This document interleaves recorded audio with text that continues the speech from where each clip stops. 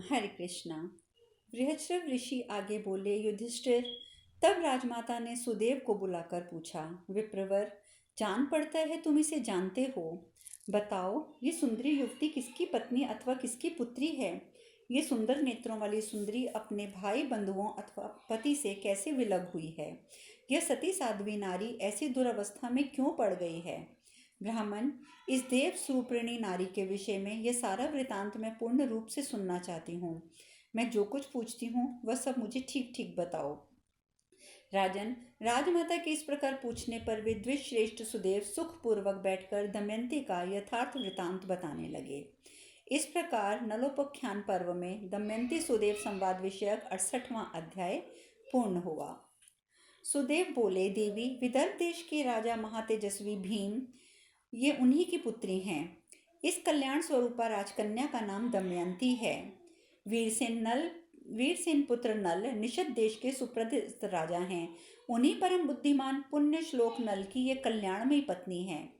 एक दिन राजा नल ने अपने भाई के द्वारा जुए में सब हार दिया। उसी में उनका सारा राज्य चला गया। वे दमयंती के साथ वन में गए और उनका किसी को पता नहीं लगा। हम अनेक ब्राह्मण दमयंती को ढूंढते हुए इस पृथ्वी पर विचर रहे हैं। आज आपके पुत्र के महल में मुझे ये राजकुमारी मिली है। रूप में इसकी समानता करने वाली कोई मानव कन्या नहीं है। इसके दोनों बाहों के बीच एक जन्मजात उत्तम तिलक का चिन्ह है। मैंने देखा है, इस श्यामा राजकुमारी के ललाट में वह कमल के समान चिन्ह छिपा हुआ है। मेघमाला से ढके हुए चंद्रमा की भांति उसका वह चिन्ह मैल से ढक गया है। विधाता के द्वारा निर्मित यह चिन्ह इसके भावी ऐश्वर्य का सूचक है। इस समय यह प्रतिपदा की मलिन चंद्रकला के समान अधिक शोभा नहीं पा रही है। इसका सुवर्ण जैसा शरीर मैल से व्याप्त और संस्कार शून्य मार्जन आदि से रहित होने पर भी स्पष्ट रूप से उद्वासित हो रहा है। इसका रूप सौंदर्य नष्ट नहीं हुआ है। जैसे छिपी हुई आग अपनी गर्मी से पहचान ली जाती है, उसी प्रकार यद्यपि देवी दमयंती मलिन शरीर से युक्त है, तो भी इस ललाटवर्ती तिल के चिन्ह ही इसे पहचान लिया है। युधिष्ठिर, सुदेव का यह वचन सुनकर सुनंदा ने दमयंती के ललाटवर्ती चिन्ह को ढकने वाली मैल को धो डाला। मैल धुल जाने पर उसके ललाट का वह चिन्ह उसी प्रकार चमक उठा जैसे बादल रहित आकाश में चंद्रमा प्रकाशित होता है। भरत, उस चिन्ह को देखकर सुनंदा और राजमाता दोनों रोने लगी और दमयंती को हृदय से लगाए 2 घड़ी तक स्तब्ध खड़ी रहीं। तत्पश्चात राजमाता ने आंसू बहाते हुए धीरे से कहा, बेटी, तुम मेरी बहन की पुत्री हो। इस चिन्ह के कारण ही मैंने तुम्हें पहचान लिया है। सुंदरी, मैं और तुम्हारी माता दोनों दर्शान देश के स्वामी राजा सुदामा की पुत्रियां हैं। तुम्हारी माँ का ब्याह राजा भीम के साथ हुआ और मेरा चेदी राजवीर बाहु के साथ। तुम्हारा जन्म दशाण देश में मेरे पिता के घर पर हुआ और मैंने अपनी आंखों से देखा। भामिनी, तुम्हारे लिए जैसे पिता का घर है वैसे ही मेरा घर है। दमयंती, ये सारा ऐश्वर्य जैसा मेरा है उसी प्रकार ये तुम्हारा है। युधिष्ठिर, तब दमयंती ने प्रसन्न हृदय से अपनी मौसी को प्रणाम करके कहा, माँ, यद्यपि तुम मुझे पहचानती नहीं थी तब भी मैं तुम्हारे यहाँ बड़े सुख से रही हूँ। तुमने मेरी इच्छा अनुसार सारी सुविधाएं कर दी और सदा तुम्हारे द्वारा मेरी रक्षा होती रही है। अब यदि मैं यहाँ रहूं तो ये मेरे लिए अधिक से अधिक सुखदायक होगा, इसमें संशय नहीं है। किंतु मैं बहुत दिनों से प्रवास में भटक रही हूँ। अतः माता जी, मुझे विदर्भ जाने की आज्ञा दीजिए। मैं अपने बच्चों को पहले ही कुंडिमपुर भेज दिया है। वे वहीं रहते हैं। पिता से तो उनका वियोग हो ही गया है, मुझसे भी वो बिछुड़ गए हैं। ऐसी दशा में वे शोकार्त बालक कैसे रहते होंगे।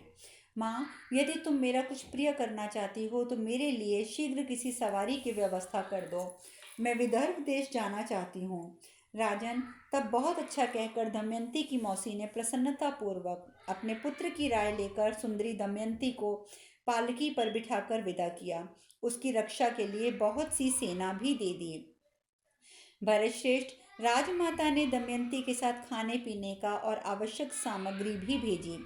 तदंतर वहां से विदा हो वह थोड़े ही दिनों में विदर्भ देश की राजधानी में जा पहुंची। उसके आगमन से माता पिता सभी बंधु बांधव बड़े प्रसन्न हुए और सबने उनका स्वागत सत्कार किया। राजा भीम अपनी पुत्री को देखकर अत्यंत प्रसन्न हुए। उन्होंने 1000 गौ, एक गांव और धन देकर सुदेव ब्राह्मण को संतुष्ट किया। युधिष्ठिर, भाविनी दमयंती ने उस रात पिता के घर में विश्राम किया। सवेरा होने पर उसने माता से कहा, माँ, यदि मुझे जीवित देखना चाहती हो तो मैं तुमसे सच कहती हूँ, नरवीर महाराज नल की खोज कराने का पुनः प्रयत्न करो। दमयंती के ऐसा कहने पर महारानी की आंखों में आंसू भर आए।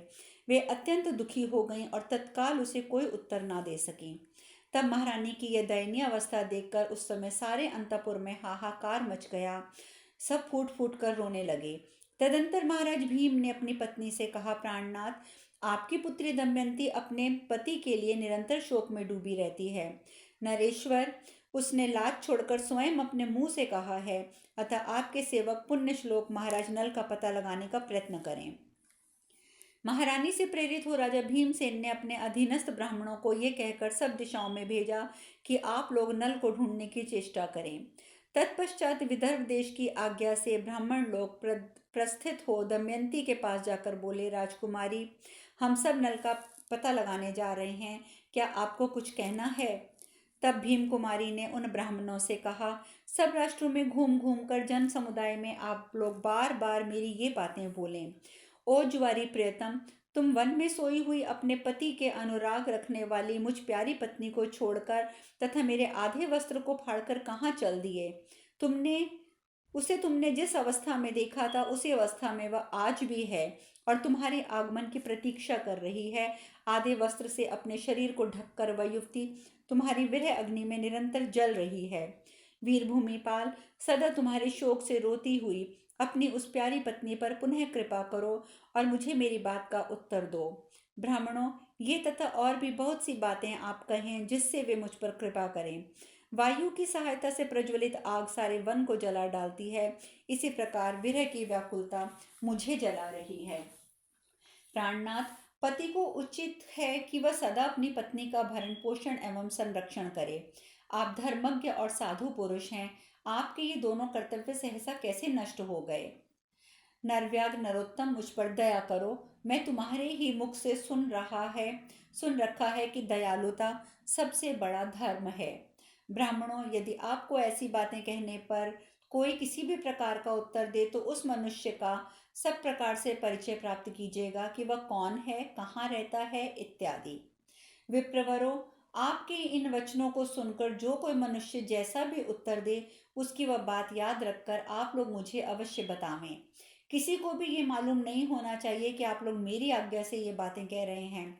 जब कोई उत्तर मिल जाए तब आप आलस्य छोड़कर पुनः यहाँ तुरंत लौट आवें।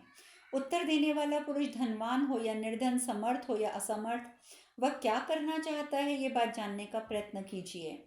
राजन, दमयंती के ऐसा कहने पर वे ब्राह्मण संकट में पड़े हुए राजा नल को ढूंढने के लिए सब दिशाओं में चल गए। युधिष्ठिर, उन ब्राह्मणों ने नगरों, राष्ट्रों, गांवों, गोष्ठों और आश्रमों में भी नल का अन्वेषण किया, किंतु कहीं कुछ पता न लगा। महाराज दमयंती ने जैसा बताया था उस वाक्य को सभी ब्राह्मण भिन्न भिन्न स्थानों पर जाकर लोगों को सुनाया करते थे। इस प्रकार वन पर्व के अंतर्गत नलोपाख्यान पर्व में नल की खोज विषयक 69वां अध्याय पूर्ण हुआ। बृहदर्षभ ऋषि कहते हैं, महाराज, तदंतर दीर्घ काल के पश्चात पर्णाद नामक ब्राह्मण विदर्भ देश की राजधानी में लौट आए और दमयंती से बोले, दमयंती, मैं निषद नरेश नल को ढूंढता हुआ अयोध्या नगरी में गया। वहां राजा ऋतुपर्ण के दरबार में उपस्थित हुआ। वहां बहुत से लोगों की भीड़ में मैंने तुम्हारा वाक्य महाभाग ऋतुपर्ण को सुनाया। वरवर्णी, इस बात को सुनकर राजा ऋतुपर्ण कुछ न बोले।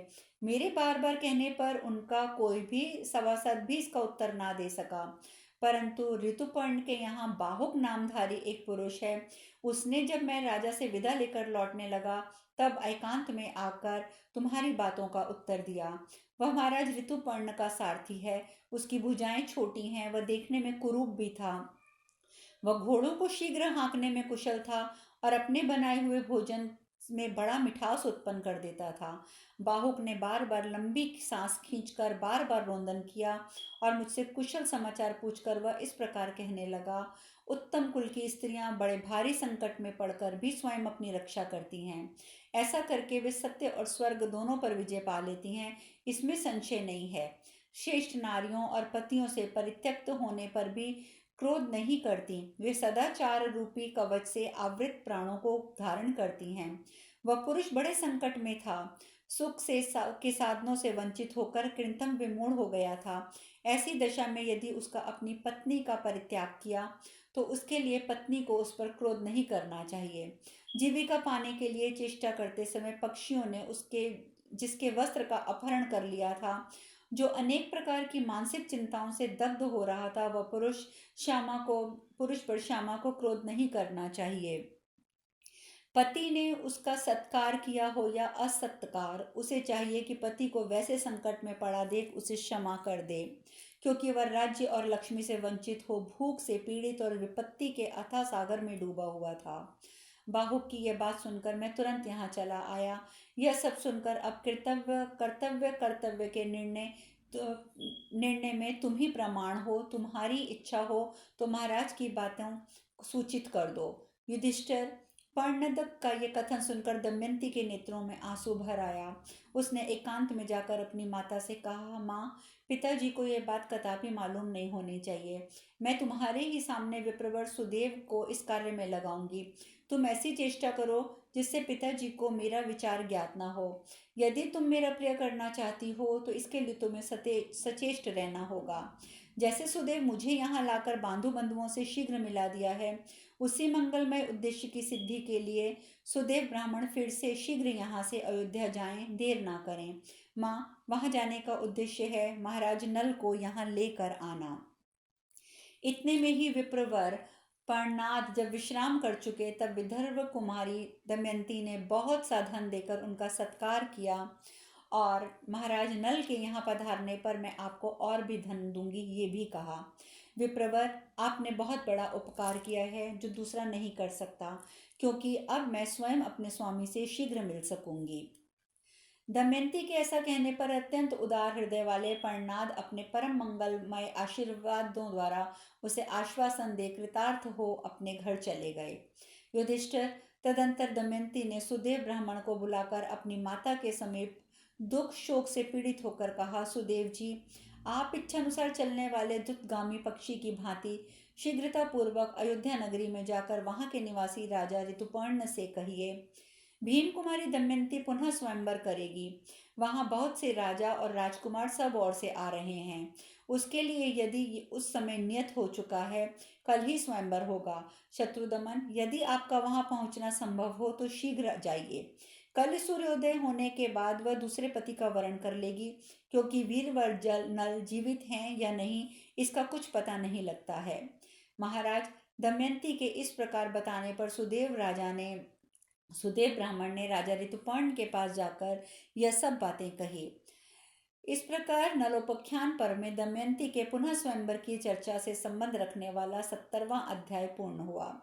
बृहद्रश्व ऋषि आगे कहते हैं, युधिष्ठिर, सुदेव की बात सुनकर राजा ऋतुपर्ण ने मधुर वाणी से सांत्वना देते हुए बाहुक से कहा, बाहुक, तुम अश्व विद्या के तत्वज्ञ हो। यदि मेरी बात मानो तो मैं दमयंती के स्वयंवर में सम्मिलित होने के लिए एक ही दिन में विदर्भ की राजधानी पहुंचना चाहता हूँ। कुंती नंदन, राजा ऋतुपर्ण के ऐसा कहने पर राजा नल का मन अत्यंत दुख से विदीर्ण हो गया। महामना नल बहुत देर तक किसी भारी चिंता में निमग्न रहे। वे सोचने लगे, क्या दमयंती ऐसी बातें कह सकती है, अथवा संभव है दुख से मोहित होकर वह ऐसा कर ले। कहीं ऐसा तो नहीं कि उसने मेरे प्राप्ति के लिए यह महान उपाय सोच निकाला हो। तपस्विनी एवं दीन विदर्भ राजकुमारी को मुझ नीच और पाप बुद्धि पुरुष ने धोखा दिया है, इसलिए वह ऐसा निष्ठुर कार्य करने को उद्यत हो गई हो। संसार में स्त्री का चंचल होना स्वाभाविक है और प्रसिद्ध है। मेरा अपराध भी भयंकर है। संभव है मेरे प्रवास से उसका हृदय स्नेह कम हो गया हो, अतः वह ऐसा कर भी ले। क्योंकि पतली कमर वाली वह युवती मेरे शोक से अत्यंत उद्विग्न हो उठी होगी और मेरे मिलने की आशा न होने के कारण उसने ऐसा विचार कर लिया होगा, परंतु मेरा हृदय कहता है कि वह ऐसा कभी नहीं कर सकती।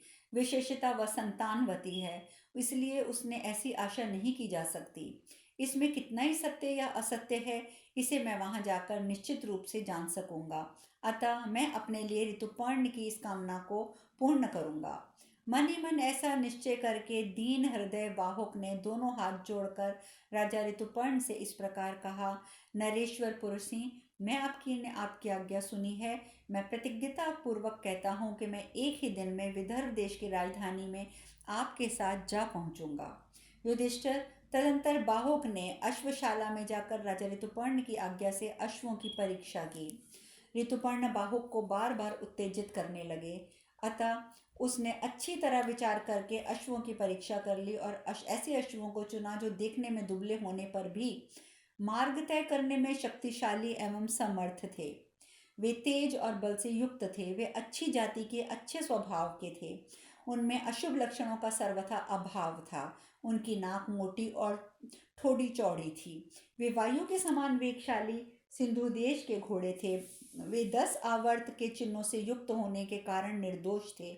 उन्हें देखकर राजा ऋतुपर्व ने कुछ कुपित होकर कहा, क्या तुमने ऐसे ही घोड़े चुनने के लिए कहा था? तुम मुझे धोखा तो नहीं दे रहे हो? ये अल्प बल और शक्ति वाले घोड़े कैसे मेरा इतना बड़ा रास्ता तय कर पाएंगे? ऐसे घोड़ों से इतनी दूर तक रथ कैसे जाएगा? यह बात सुनकर बाहुक ने कहा, राजन, ललाट में एक, मस्तक में दो, पार्श्व भाग में दो, उप पार्श्व भाग में दो, छाती में दोनों और दो दो और पीठ में एक, इस प्रकार कुल 12 भंवरियों को पहचान कर घोड़े रथ में जोतने चाहिए। ये मेरे चुने हुए घोड़े अवश्य विदर्भ देश की राजधानी में पहुंचेंगे, इसमें संशय नहीं है। महाराज, इन्हें छोड़कर आप जिनको ठीक समझें उन्हीं को मैं रथ में जोत दूंगा। ऋतुपर्ण बोले, बाहुक, तुम अश्व विद्या के तत्वज्ञ और कुशल हो, अतः तुम जिन्हें इस कार्य में समर्थ समझो उन्हीं को शीघ्र जोतो। तब चतुर एवं कुशल राजा नल ने अच्छी जाति और उत्तम स्वभाव के 4 वेगशाली घोड़ों को रथ में जोता। जुते हुए रथ पर राजा ऋतुपर्ण बड़ी उतावली के साथ सवार हुए, इसलिए उनके चढ़ते ही वे उत्तम घोड़े घुटनों के बल पृथ्वी पर गिर पड़े। युधिष्ठिर, तब नरश्रेष्ठ श्रीमान राजा नल ने तेज और बल से संपन्न उन घोड़ों को पुचकारा। फिर अपने हाथ में बागडोर ले उन्हें काबू करके रथ को आगे बढ़ाने की इच्छा की। वार्ष्णेय सारथी को रथ पर बैठाकर अत्यंत वेग का आश्रय ले उन्होंने रथ हाँक दिया। बाहुक के द्वारा विधिपूर्वक हाँके जाते हुए उत्तम अश्वरथी को मोहित से करते हुए इतने तीव्र वेग से चले मानो आकाश में उड़ रहे हों। अब शेष कथा कल। हरे कृष्णा।